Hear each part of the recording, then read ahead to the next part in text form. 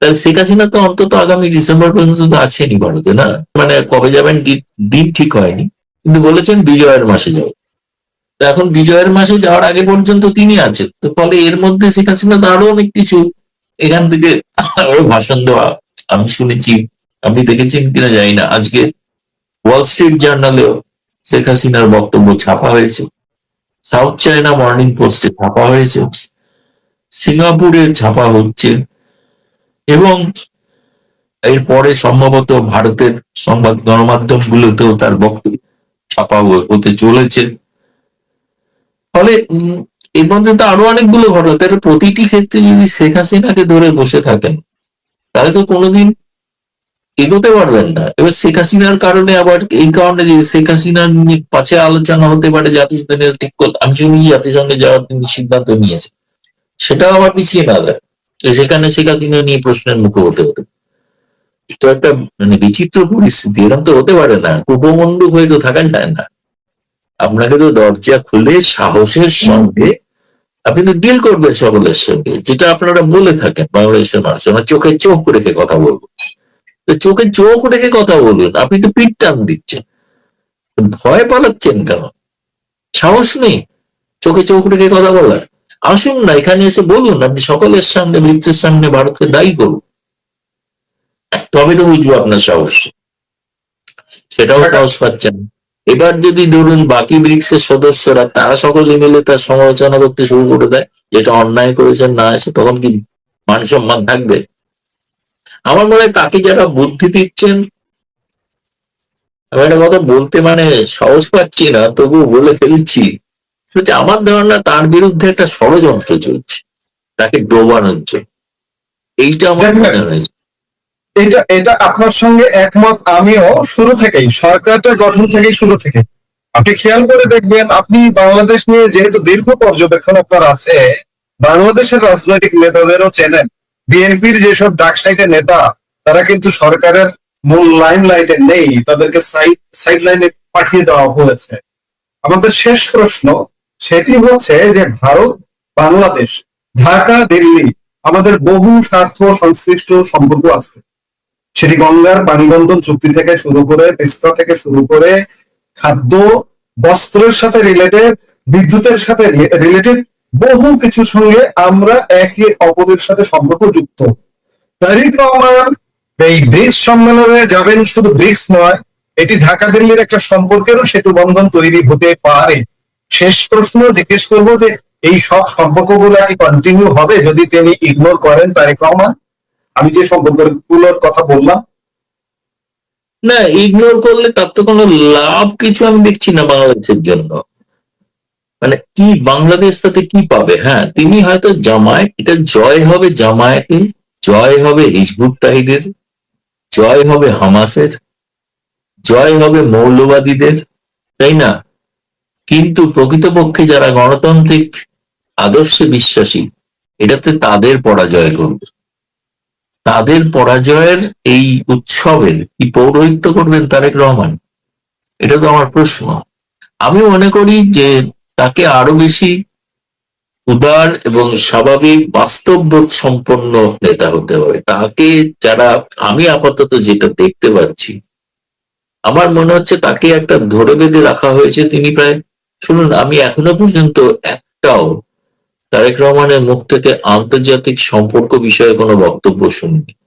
তিনি ঘরোয়া রাজনীতির বিষয়ে অনেক কথা বলেছেন, সেগুলো প্রশাসনিক কথা বলেছেন, যে প্রশাসন থেকে মানুষের কি উপকার দিতে পারেন সেই বিষয়ে অনেক কথা বলেছেন, কল্যাণকামী অনেক প্রকল্পের কথা বলেছেন।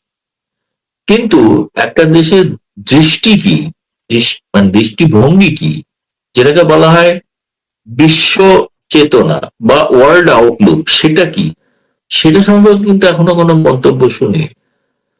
ফলে আমার কাছে এটাই মনে হচ্ছে যে তারেক রহমান এই দায়িত্বটা অন্যদের উপর যাদের উপর ছেড়ে দিয়েছেন, তারা কিন্তু কার্যত বাংলাদেশের ক্ষতি করে ফেলছে। এটা তার বোঝা উচিত। অথবা তাকে ব্যর্থ প্রধানমন্ত্রী প্রমাণ করার চেষ্টা করছেন কেউ কেউ। কেবলমাত্র শেখ হাসিনা ভারতে থাকাকালীন অবস্থায় কি আচরণ করছেন তিনি তো কেবলমাত্র একটা সাংবাদিক বৈঠক করেছেন, তাতে তিনি গণমাধ্যমে যে সাক্ষাৎকার দিয়েছিলেন সেটা পুনরুক্তি করেছেন যে তিনি ডিসেম্বরে যাবেন, তার একটা ব্যক্তিগত সিদ্ধান্ত ঘোষণা করেছেন। তার এই ঘোষণাটা নিয়ে বাংলাদেশ সরকারের যে প্রতিক্রিয়া, এই প্রতিক্রিয়াটা কূটনৈতিক সুলভ নয় এবং এটা স্বাভাবিক শিষ্টাচারের মধ্যে পড়ে না। দ্বিপাক্ষিক সম্পর্কের মধ্যে কি একটিমাত্র বিষয় যে শেখ হাসিনা, আজকে দেখলাম বেশ কিছু মন্ত্রীও বলেছেন, মন্তব্য করেছেন, ভারত যদি শেখ হাসিনাকে এইভাবে প্রশ্রয় দিতে থাকে তাহলে দ্বিপাক্ষিক সম্পর্কের বিষয়ে ভাবতে হবে। রীতিমতো হাস্যকর বিষয়। মানে আমি সেই জন্য প্রশ্নটা করেছিলাম, ভারত আর বাংলাদেশের দ্বিপাক্ষিক সম্পর্কটা কি বাংলাদেশের বর্তমান সরকার এটা কি শেখ হাসিনা কেন্দ্রিক করে তুলতে চাইছেন? শেখ হাসিনার ওঠা বসা, নড়া চড়া, ভাষণ দেওয়া না দেওয়া, তার প্রতিক্রিয়া, তার উপরে নির্ভর করবে দুই দেশের সম্পর্ক।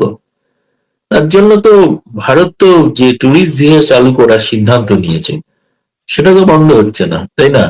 ট্যুরিস্ট ভিসা কি নেবেন না, নাকি নেবেন? হ্যাঁ, এবার প্রশ্ন, এবার হলো তারা সেইটা শেখ হাসিনা বক্তব্যের পরে সেই সময় তারা একটা প্রচন্ড ক্ষুব্ধ হয়ে একটা প্রেস বিবৃতি তৈরি করলেন। এবং এই প্রেস বিবৃতিটার যেটা ভাষা, যে কোনো কূটনীতিবিদকে যদি জিজ্ঞেস করেন, প্রশ্ন করেন, মানে বাংলাদেশির, আমি ভারতের বলছি না, বাংলাদেশেরই কূটনীতিবিদদের জিজ্ঞেস করেন এটা কি কূটনৈতিক ভাষা? পররাষ্ট্র মন্ত্রণালয় তো কোনো রাজনৈতিক ভাষা ব্যবহার করেন। এটা রাজনৈতিক দলের একটা প্রেস রিলিজ হয়ে গেছে। সেখানে যে ধরনের শব্দ ব্যবহার করেছে, অশালীন শব্দ ব্যবহার করা হয়েছে, সে শব্দটা কোনো কূটনীতির ভাষায় ব্যবহার করা হয় না। দ্বিতীয়ত, এই কূটনৈতিক যদি আপনি কোনো জবাবও দিতে চান, কোনো যদি প্রতিক্রিয়াও দিতে চান, তার কতগুলো পদ্ধতি আছে। যদি তারা এখন ভিয়েনা প্রোটোকল সম্পর্কে অভিজ্ঞ থাকেন বা জানেন, তাহলে বলা যেতে পারে যে সেক্ষেত্রে সেই অনুসারে সেই দেশের যে সরকার সম্পর্কে বলা হচ্ছে তাকে একটা নোট বা কিছু পাঠানো দরকার। সৌভাগ্যবশত দেননি, তার ফলে কিন্তু সম্পর্কটা হয়তো বেঁচে থাকে। কারণ ওই চিঠিটা যদি, ওই বয়ানটা যদি নোট ভার্বালে হয়ে আসতো, তাহলে সেটা একটা ভয়ঙ্কর পরিণতি হতো। ফলে আমি জানি না, এবং এটাও তো আমরা সকলেই জানে, বাংলাদেশের সব সাংবাদিক জানে, যে ওই কূটনৈতিক মানে যে প্রেস বিবৃতি, সেই বিবৃতিটাকে 9 বার পরিবর্তন করতে হয়েছে। একবার করে আপলোড করা হয়েছে, তুই প্রত্যাহার করে আবার চেঞ্জ করা হয়েছে, আবার তোলা হয়েছে, আবার চেঞ্জ করতে করতে প্রায় 8-9 বার। হাস্যকর পর্যায়ে গিয়েছে।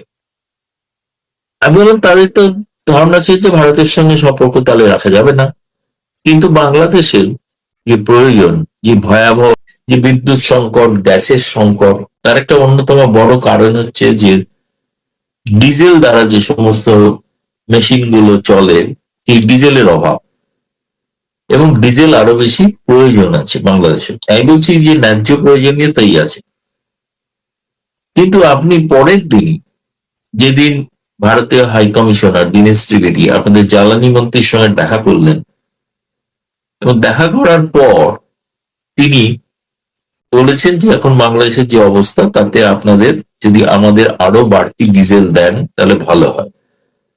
দীনেশ ত্রিবেদী অবশ্যই সেই বার্তাটি ভারত সরকারের কাছে পাঠিয়ে দিয়েছেন, এবং গতকাল শুক্রবার দিন পররাষ্ট্র মন্ত্রণালয়ের ব্রিফিং এ এটা একটা প্রশ্নও করেছিলেন এক সাংবাদিক, যে বাংলাদেশ যে ডিজেল চেয়েছে এই ব্যাপারে আপনারা কোনো প্রতিক্রিয়া জানিয়েছেন কিনা। পররাষ্ট্র মন্ত্রণালয়ের আসলে অধীনে এই পেট্রোল বা ডিজেল মন্ত্রণালয়টা ডিফারেন্ট মন্ত্রণালয়, আলাদা মন্ত্রণালয়। তিনি বলেছেন আমি এটা খোঁজ নিয়ে জানাবো, কারণ আমি এটা জানি না। এটা তো ডাইরেক্টলি পররাষ্ট্র মন্ত্রণালয় আসেনি, এটা পেট্রোলিয়াম মন্ত্রণালয়ের কাছে গেছে।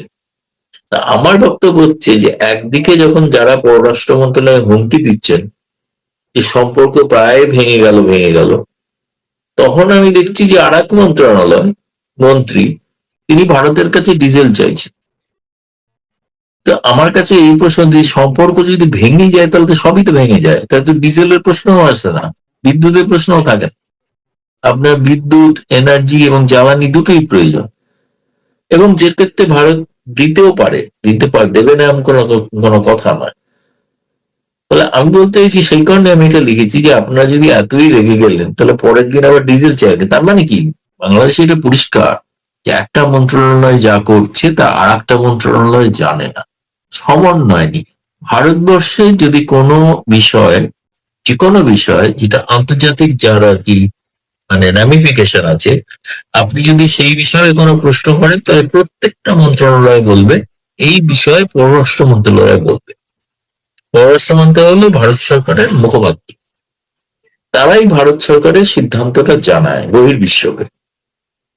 কিন্তু বাংলাদেশে এরকম কোনো বেশি সিস্টেম নেই, পুরোটাই একটা অগোছালো এলোমেলো ব্যাপার। এটা কিন্তু এইটা বলে নয়, আমি এর আগে শেখ হাসিনা আমলেও দেখেছি যে স্বাস্থ্য মন্ত্রণালয় সিদ্ধান্ত নিয়ে নিয়েছে যে ভ্যাকসিন আনবে চীন থেকে, অথচ পররাষ্ট্র মন্ত্রণালয় জানে না। পররাষ্ট্র মন্ত্রীকে বিনা পরামর্শ করে, এমনকি এমন অবস্থাও হয়েছিল একটা, যে চীনের সঙ্গে সামরিক অভ্যাস মহড়া করা হবে, সেটা পররাষ্ট্র মন্ত্রণালয় জানতো না। পররাষ্ট্র মন্ত্রণালয়ের ইন্টারভেনশনে সেটা বন্ধ হয়েছে। এখন এক্ষেত্রেও আমি দেখলাম যে সেটাই প্রশ্ন রেখেছিলাম আমি যে সোশ্যাল মিডিয়াতে, যে যদি সম্পর্ক এতই খারাপ হয়, এতই রেগে যান, তাহলে পরের দিন ডিজেল চাইলেন না, নাই চাইতে পারতেন। আমি এইটাই বলতে চেয়েছিলাম। এখানে একটা জিনিস মনে হচ্ছে যে উপরে আমরা কড়া বিবৃতি দেখছি, রাগ হচ্ছে, ভারতকে একদম সেভাবে বিরোধিতা করছে। এটি কেন যেন মনে হচ্ছে যে নাটকীয়তা কিনা, তলে তলে কি যোগাযোগ হচ্ছে? এটি কি বাংলাদেশের বিশেষ কোনো চরমপন্থী গোষ্ঠীকে দেখানোর জন্য, জামায়াত বা এনসিপি, যে ভারতের সাথে আমাদের সম্পর্ক নেই, ভারত বিরোধিতার মধ্যে আমরা আছি, এমন কিছু কি হচ্ছে? মাঝে মাঝে কিন্তু এমনটা মনে হচ্ছে। আপনি কি বলেন? না, আপনি প্রায় সঠিক দিকে ইঙ্গিত করেছেন, কিন্তু আমি বলছি যে গোপনে কোনো আলাপ আলোচনা চলছে কি চলছে না, সত্যি কথা কেউ কোনো নিশ্চিত করেনি।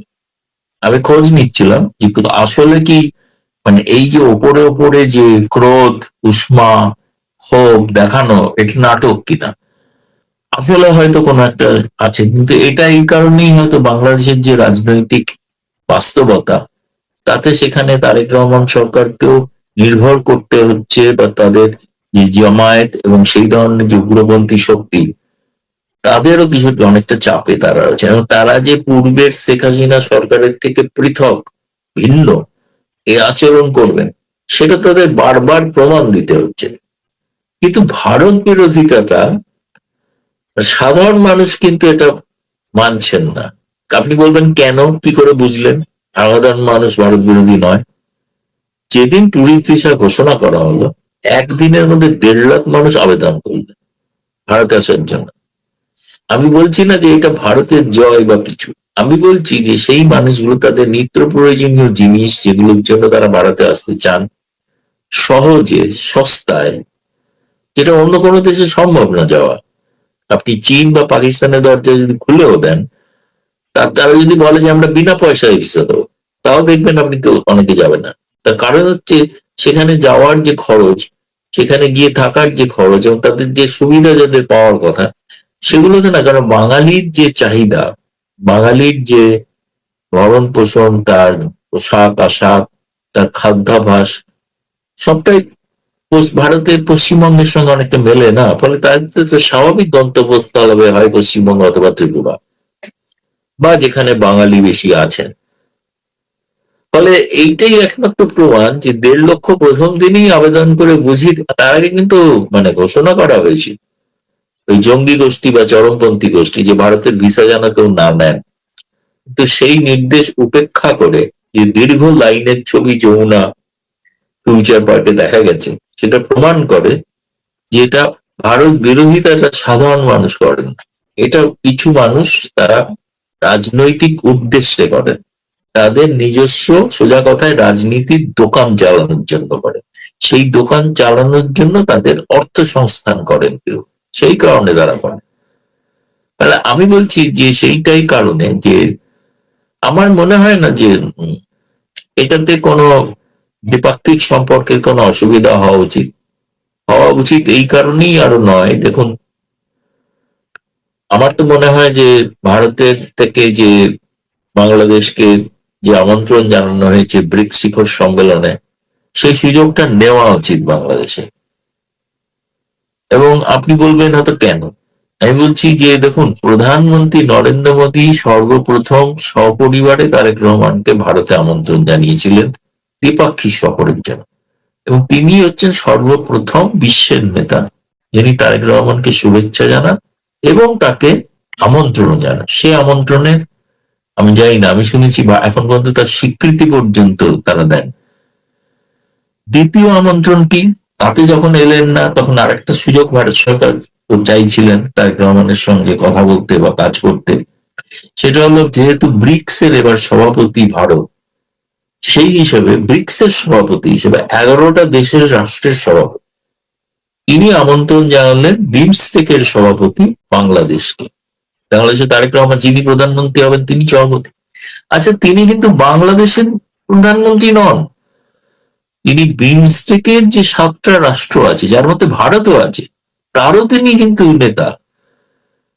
ভারত, বিমস্টেক মানে ভারত, মানে ভুটান, ভারত, মায়ানমার, থাইল্যান্ড, শ্রীলঙ্কা, এই দেশগুলোর সভাপতি তিনি।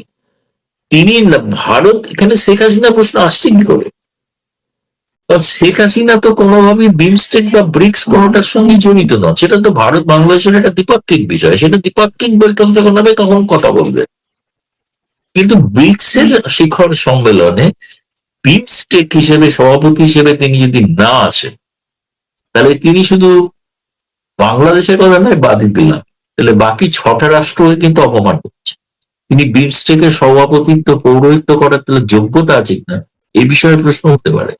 প্রশ্ন উঠতে পারে ভবিষ্যতে ব্রিক্স এর সঙ্গে তার যেখানে 11টা রাষ্ট্রের সম্পর্ক, সেই 11টা রাষ্ট্রের মধ্যে তাদের একটা সমস্যা হতে পারে। আর একটা তারা অজুহাত দেখাচ্ছেন শেখ হাসিনা। আপনাকে আরেকটা কথা বলি, যেটা অন্য জায়গায় এখনো বলা হয়নি, আলোচনা হয়নি, চর্চা হয়নি। সেটা হচ্ছে ব্রিক্স এর যে 11 জন সদস্য তার মধ্যে আছে ইরান। ইরানের রাষ্ট্রপতি আসবেন, এবং এই মুহূর্তে বাংলাদেশ সৌদি আরব, টার্কি সহ তাদের সঙ্গে একটা সামরিক জোট করছে, যেটাতে ইরান কিন্তু হুমকি দিয়েছে। ফলে ইরান যেখানে উপস্থিত, সেখানে বাংলাদেশের প্রধানমন্ত্রী তারেক রহমান আসবেন, সেটাকে ধামাচাপা দেওয়ার জন্য একটা অযথা শেখ হাসিনা অজুহাত তৈরি করেছে। কিন্তু এটাই বলছি, এটা কিন্তু মানে খুবই, আমি বলবো যে জাতা কলে পড়ে গেছে। কারণ এটা একটা ভবিষ্যতে বাংলাদেশের কূটনৈতিক মানে তার যে পথ, সেই পথে কিন্তু বহু প্রতিবন্ধকতা তৈরি হবে। তিনি কিন্তু আদতে ক্ষতি করবেন বাংলাদেশের জনতার। ভারতের কোনো ক্ষতি হওয়ার কিছু নেই, ভারত পৌরোহিত্য করছে, G20 পৌরোহিত্য করেছে, এখন এটার পৌরোহিত্য আগস্ট মাসের শেষে তো সাংহাই কোঅপারেশনের শীর্ষ বৈঠক হচ্ছে, সেখানে ভারত যাবেন। এবং ভবিষ্যতে হয়তো SCO-র কোনো একদিন বৈঠকে পৌরোহিত্য করবে ভারত, সেখানে তো অনেকেরই আসার কথা। এবং আরেকটা বড় বিষয় যেটা বলে এই পর্যায়ে শেষ করি, সেটা হচ্ছে বিমস্টেকের আগামী বছরে কিন্তু শিখর সম্মেলন। সেই শিখর সম্মেলনে কিন্তু ভুটান, মায়ানমার থেকে শুরু করে থাইল্যান্ড, শ্রীলঙ্কা এবং ভারত, তাদের প্রত্যেকের যাওয়ার কথা।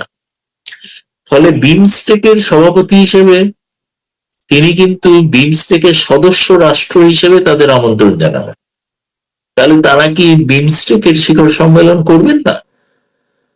আমি জানি যদি করেন, যদি আমন্ত্রণ জানান, আমাদের ভারতের প্রধানমন্ত্রী এই বোকামিটা করবেন, তিনি যাবেন। সেটাকে দ্বিপাক্ষিক কোনো ইস্যুর কারণে তিনি যাবেন না তা কিন্তু নয়, কারণ এটা আন্তর্জাতিক মঞ্চ এবং বহু রাষ্ট্রীয় মঞ্চ।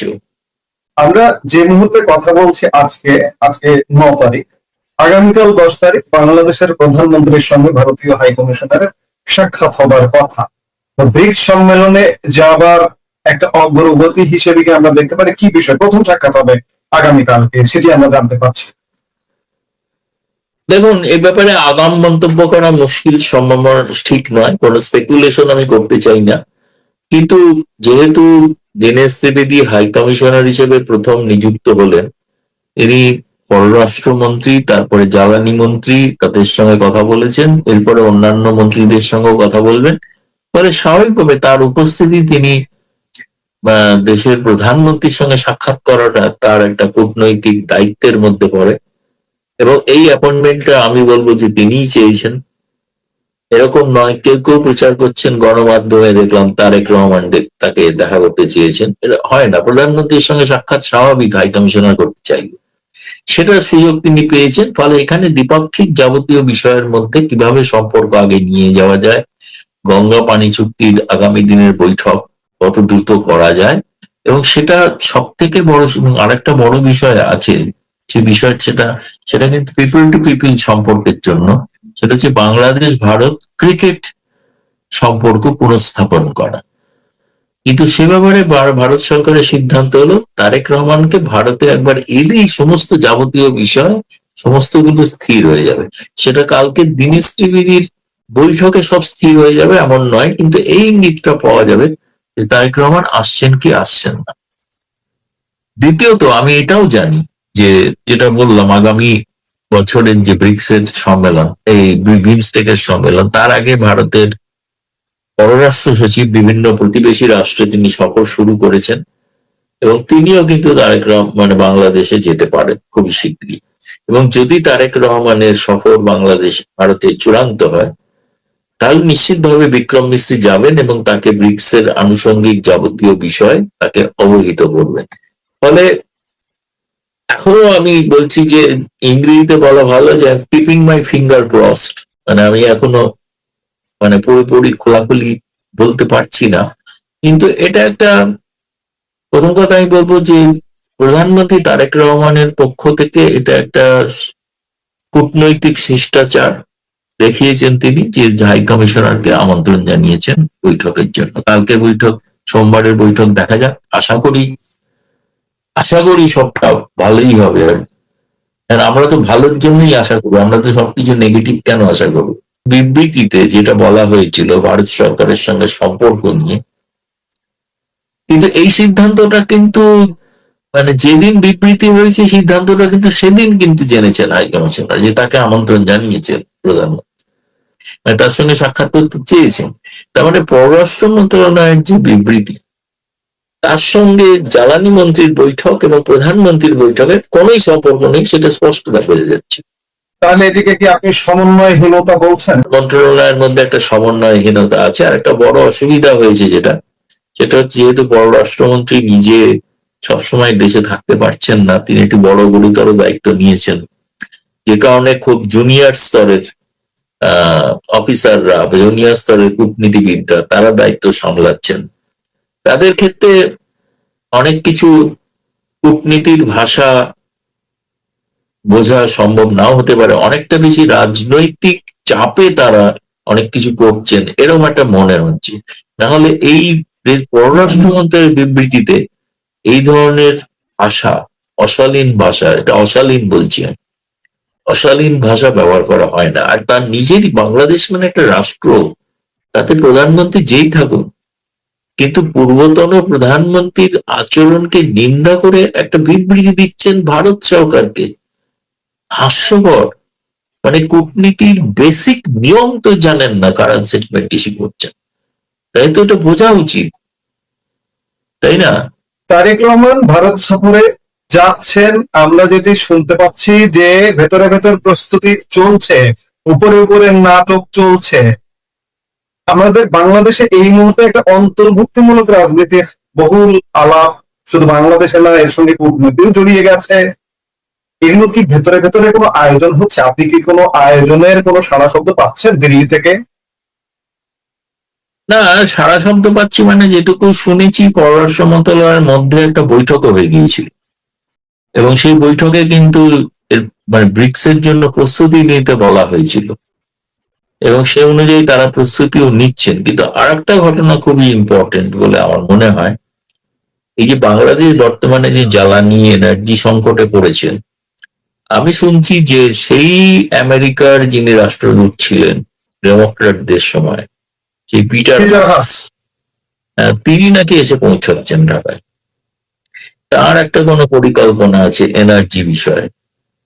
এক, দুই হচ্ছে মার্কিন এবং একটা বিজনেস কাউন্সিল, যেটা আসার কথা, সার্জিও গোর বলে এসেছিলেন তারেক রহমানকে, সেই দলটিও সম্ভবত কাল পৌঁছাচ্ছে। ফলে বেশ আমেরিকার উপস্থিতিটা বাংলাদেশে খুবই প্রবলভাবে চোখে পড়বে কাল থেকে। এবং তার সেই অবস্থায় দীনেশ ত্রিবেদীর সঙ্গে যদিও দীনেশ ত্রিবেদী ব্যক্তিগতভাবে সার্জি গৌড়ের খুব ঘনিষ্ঠ বন্ধু, তার জন্য সার্জি গৌড় বাংলাদেশের কোন রাজনৈতিক নেতার সঙ্গে দেখা না করে তিনি দীনেশ ত্রিবেদীর সঙ্গে বৈঠক করেছেন দীর্ঘ সময়, তাই না? তো সেটাও একটা তাৎপর্যপূর্ণ ঘটনা, কূটনৈতিক দিক থেকে খুবই তাৎপর্যপূর্ণ ঘটনা। ফলে আগামী দিনে বেশ অনেক চমকপ্রদ ঘটনার জন্য বাংলাদেশের দিকে আমাদের তাকিয়ে থাকতে হবে, এবং আপনারা অনেক নতুন নতুন চটকদার খবরের সংবাদ পাবেন বলে মনে হচ্ছে। তারেক রহমান যদি দিল্লিতে না যান, তাহলে আমরা যে ইনক্লুসিভ পলিটিক্স কূটনৈতিক ভাবে শুনছি, দেশীয় ভাবে শুনছি, এগুলো কি সব ব্যস্ত যাবে? যদি না আসেন মানে তাহলে বুঝতে হবে তিনি ভয় পেয়েছেন, তিনি ভীত। তাছাড়া তিনি তো 17 বছরের ওপর বিদেশে ছিলেন, তিনি তো কূটনীতি করেননি কোনোদিন, রাজনীতি সরাসরি দেশের রাজনীতি করেননি, বিদেশ থেকে রাজনীতি পরিচালনা করেছেন, তাই না? ফলে তার কাছে গোটা বিষয়টা নতুন। একটা দেশ চালনা করা, রাষ্ট্র পরিচালনা করা, সেটা ডোমেস্টিক পলিটিক্সে হ্যান্ডেল করা যায়, কিন্তু ডোমেস্টিক পলিটিক্স মানে বিয়ন্ড বর্ডার, অন্য জায়গায় সেটা করা এবং তার সঙ্গে আন্তর্জাতিক ক্ষেত্রে একটা বিষয় তৈরি করা, সেই বিষয়টা কিন্তু খুবই মানে একটা দক্ষ রাষ্ট্রনেতার পরিচয় দেয়, সেটা যে সেটা করাটা। তাহলে আপনি যেটা বলছেন যে সেটা হচ্ছে তিনি যদি না আসে তাহলে প্রথমত তিনি ব্রিক্স চেয়ারকে অপমান করবেন, দ্বিতীয়ত ফলে ভবিষ্যতে ব্রিক্সের আমন্ত্রণ আর পাবেন কিনা সন্দেহ থাকবে, তৃতীয়ত আহ তিনি ব্রিক্সের অন্য রাষ্ট্রগুলোর প্রতিও অসম্মানজনক ব্যবহার করবেন। তাকে তো দায়িত্ব দেওয়া হয়েছিল বিমস্টেক পরিচালনার জন্য, এবং বিমস্টেকের যে কিছু কাজকর্ম হয়েছে, অসাধারণ কাজকর্ম হয়েছে আমরা শুনেছি, যোগাযোগ করার ক্ষেত্রে মানে দক্ষিণ এশিয়ার সঙ্গে দক্ষিণ পূর্ব এশিয়ার কানেক্টিভিটি নিয়ে অনেক কথা হয়েছে, এমনকি ইউনুসের সময় কথা হয়েছে। তো সেই বিষয়টা তো তিনি যদি একদম এই একটা শেখ হাসিনা এটাকে কেন্দ্র করে যদি সমস্ত সিদ্ধান্ত নেন,